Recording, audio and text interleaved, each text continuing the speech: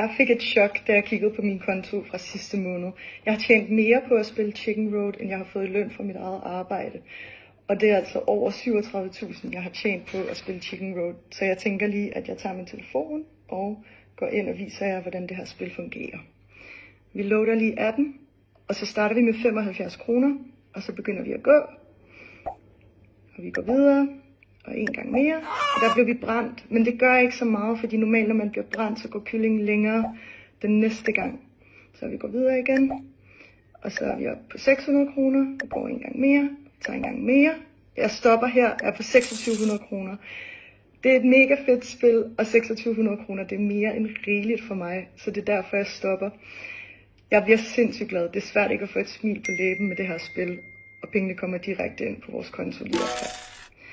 Jeg sætter et link ind i bunden af den her video, så hvis I har lyst, så kan I gå ind og downloade appen og prøve det selv.